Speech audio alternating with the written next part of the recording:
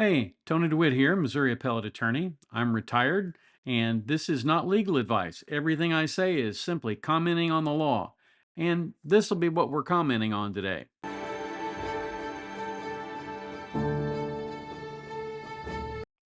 There's a joke that asks, "What's a ghost's favorite song?"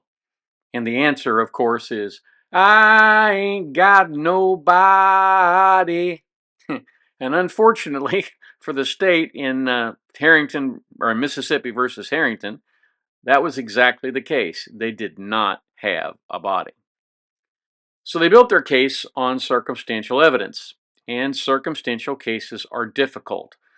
I know this from my own experience. When we put together a medical negligence case, there's usually no video there. There's no person there in the room that's going to be willing to perhaps risk their career and testify that the doctor or nurse made a mistake.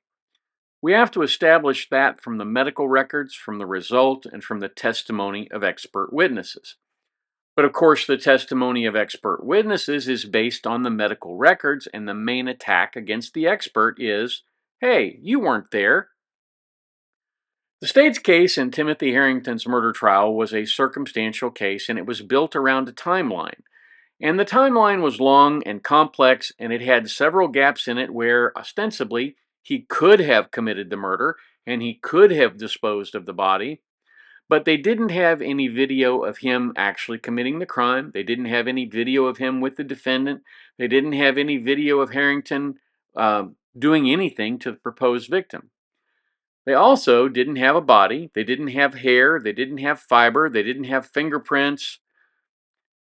Here is a clip of the defense's closing argument, where they make some of the better arguments for why the jury should not convict Timothy Herrington. And they do it in a particularly effective way. The defense doesn't use statements like, they don't have any body, they don't have any hair. Instead, what he's going to do here is he's going to ask questions. Now, when you use questions, the research shows that if you want to persuade, it's often better to use questions than statements. That's because questions involve the brain acting positively. They have to engage with the question and try to answer it. When someone asks you a question, heck, when someone asks a person across the room a question and you hear it, your mind engages and you either want to know the answer or have the answer and volunteer it. That's the way our brains are designed to operate. We operate very effectively when we hear questions. Now, like I said, they're a little more engaging and they cause the listener to come up with their own explanations or reasons or actions. When somebody comes up with their own explanation, their own reason for doing something or why a piece of evidence exists, or in this case, more importantly, why a piece of evidence does not exist, then they adhere more deeply to those particular reasons and they evaluate the behavior at issue much more carefully than they would if you just gave them a fact.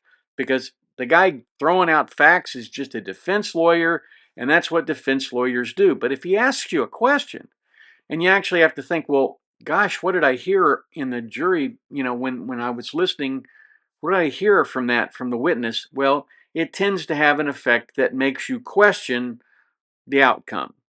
So here's counsel for Herrington doing just what I described. And I only have a little of it, but it gives you an idea for how effective it is. First of all, I've got so many questions on this pad, and it ripped off 2 or 3 pads. I'm not as computer savvy as Mr. Creekmore, but I want to talk to you a little bit about some of the things that we have problems. Why in the world would an agency spend $30,000 not on technology as far as computer stuff, all that's taken care of? Mr. Baker's training to do those things. They spent $30,000 and running 42 chiefs on collecting evidence. Tim Harrison's partner, Jaylee's car,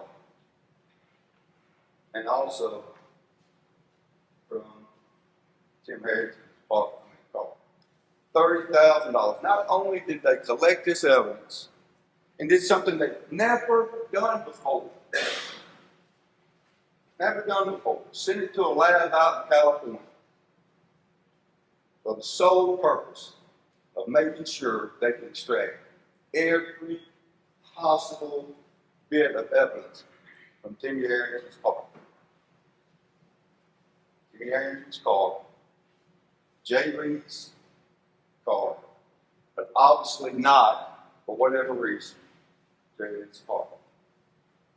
And it's not that big a deal, Your Honor, ladies and gentlemen, that they didn't go to Jay Lee's apartment initially. They needed to go over and get two for us so they could compare his deal. But later on in the investigation, as the days traveled on, it seems to me that they would have gone over and said, hey, look, let's go in here and try to figure out whether or not somebody in here, after they interviewed all these people, and said that Jay Lee was having strangers and hookups coming in his apartment. Now look, folks, I'm not telling you they would have found anything over there. I wasn't saying. What I'm saying is, on January the 21st, Timmy Herrington became a suspect. That stopped all the other investigations. On July the 10th, 2022, they should have treated Molly Bar Apartments like a crime scene. They didn't do that. No indication whatsoever moving forward to September the 5th, 2024, when they got this lab report, that they should have gone back to Molly Bar for the purpose of drawing DNA evidence. No, that's not what I said. What I said was that they should have reinvestigated their case after September the 5th, 2024, when this laboratory told them there's no evidence. Should have at least gone back to Molly Bar like they did when they went down to Grenada and went over to the bed place. That's the whole purpose of that piece of examination. All right. I want to talk to you a little about the first conversation, the first time that night, Jay Lee and Timmy Herrington, there was any potential communication between the two. The first time was from not Timmy Herrington. It was from Jay Lee. It said, you and Oxford on the screen. You and Oxford. That came from Jay Lee to Timmy Harrington. Conclusion of that text, that snap, what happened then? Timmy Harrington didn't respond to that message. One of the features of our jury system is that one person can hold up a verdict. One person out of 12 can say, nope, not convinced, that's the end of the deal. If that happens, there's a mistrial. We've seen in some other cases where the Allen charge has been used to essentially try to flush a verdict out of a jury. It worked in the Georgia case against Melody Ferris, but it didn't work in the Daniel Penny case up in New York. In spite of that, well, just watch. And make sure I tell them, don't tell me how you're divided as far as towards guilty or innocent or which particular charge, that there's several charges they could pick from, about which charge you're talking about or which way one side is leaning one way or the other, but ask them if they can to give me a numerical division to the best they can. Depending on what that number is, may have some bearing on the court's decisions about continuing deliberations or not. If you would show the jury. All right, ladies and gentlemen of the jury, I have received your note that says we feel confident we are unable to reach a unanimous decision. I would like, have you got somebody that y'all think is going to be your spokesman? But I'll just address the question to the group and go from there. But I want you to make it clear before I ask you following question. Do not tell me whether you're more votes for guilty or not guilty. Don't tell me which count that you're considering. I know there's several options. There was capital murder, first degree murder, capital murder, first degree murder, second degree murder, culpable negligent manslaughter, and not guilty. Don't tell me which one your votes on. Don't tell me which side's winning or losing, for lack of a better word. But can someone tell me, is there a particular numerical divide? What's the score, for lack of a better word, anyway? Can you tell me that? 11-1. Score being 11-1, I'm going to send you back. I understand you've got your difficulty, but I'm going to send you back to review the court's initial instructions I gave you earlier to examine your own thoughts and beliefs and continue your deliberations anyway. Okay. So the judge sent the jury back, and they continued deliberating. And they deliberated about 9.5 hours. As you saw just a few seconds ago, midway through, they came back and said, "Judge, what do we do if we can't reach a verdict?" And he sent them back and told them, as you saw, to continue deliberating. But at some point, if 11 people want to convict and one person does not, that's the end of it. On the other hand, if 11 persons want to acquit and one person doesn't, that's the end of it too. An acquittal verdict has to be just as unanimous as a guilty verdict. So one person can save the verdict for the state just as easily as one person can save the verdict for the defendant. Here's how the trial ended for the state. Received another note from the juror. This will be their third note that says we are unable to reach an agreement. I'm going to bring the jury in and ask them about this and make a decision at that time, depending on what their responses are, how we're going to proceed anyway. But if you would, everybody here, show the jury we're in. All right, ladies and gentlemen of the jury, I have received another note that says we are unable to reach an agreement. I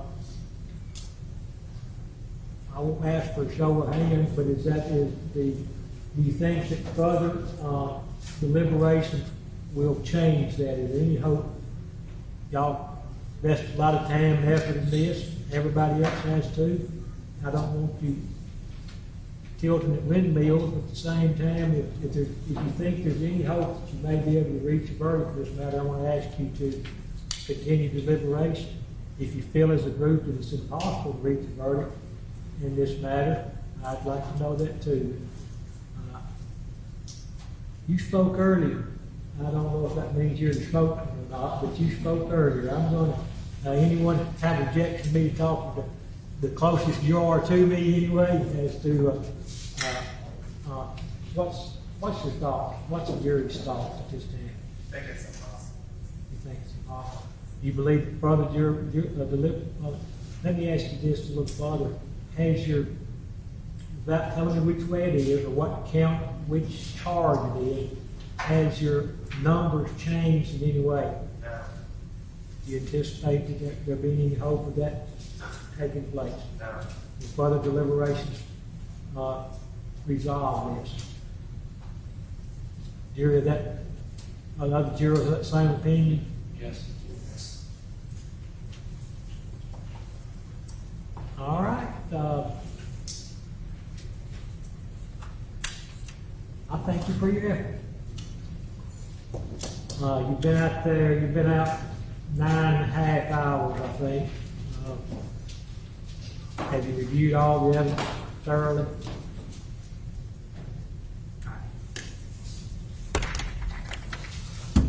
I'm going to declare a mistrial. In this case, we don't know what the actual score was. We know it was 11-1. We don't know whether it was 11 to acquit or 11 to convict. Of course, today, both sides are going to know what the score was because they will have questioned the jurors. While the jurors don't have an obligation to talk, doubtless the 11 people who wanted one verdict are more likely to come in and say, hey, we didn't get what we wanted. and you have a better chance of getting one of those 11 to tell you what was going on than you do the one person who held up the jury. But that's what the interesting part of this is, because that one person can give you information that you might not get from the 11, and the 11 can give you information that you might not get from the 1. And that's because you use that information to structure the case for the retrial, because I'm pretty sure there will be a retrial in this case. The defense is going to want to know how close they came to a conviction. Yeah, they came pretty close, apparently, if that's the way the jury had split. And the state, the same thing. They're going to want to know how close they came to a conviction, or how close the defense came to walking away from this thing. The information the defense derives from this gives them a window in how to attack any retrial. If it was 11-1 to acquit, they're going to go back to the state and say, hey, look, you're going to have to drop this thing. There's 11 people know there's no body, there's no murder. And, that's just the way it is. And that would be very persuasive to a prosecutor who has already spent probably a lot more money on this case than he ever wanted to. Now, the same thing can be said for the state. They're going to want to figure out what the verdict was, or what information was useful to the jury, what information pointed them down the path to convict, and what information pointed them away from it. And they're going to use that so they can frame the evidence in a different way to satisfy whatever objections they hear from this jury. It is tempting to look at this as a failure on the part of the state. It's actually just an opportunity for them to begin again more intelligently. Now, every jury is different. The arguments that worked with this jury might not work with the next one, and so your entire strategy on the view of this jury may not really help you with the next one. But then again, it might. I've always thought the main problem in this case was the lack of hair and fiber combined with the lack of a body. There is absolutely nothing that suggests that Jimmy might not be, on a plane somewhere to Zimbabwe, or sitting on a bus in Panama. He could be alive, he could be dead, we just don't really know. So how do you send a man to prison for the rest of his life if you don't know whether the person he is alleged to have killed is really dead? If I was sitting on that jury, that'd be a really big thing for me. So that's what I have for you today. Thank you so much for being here. If you have any questions, drop them in the comments down below. You can email me at the address above. And of course, as always, like, share, subscribe, all that good stuff. Feel free to do that. We love it when you do. Then come on back down here tomorrow and join me at the beach. We'll talk about something else. I shouldn't have to say this, but you don't seek legal advice from a guy down at the beach. You seek it from a lawyer in a lawyer's office, where there are people running around in suits and secretaries and all kinds of other people. I'm just a YouTuber. I'm a retired attorney at this point, and although I retain my license to practice in the state of Missouri, I am not here dispensing legal advice. I'm just offering general content on the law. And here are some videos that YouTube thinks you may enjoy.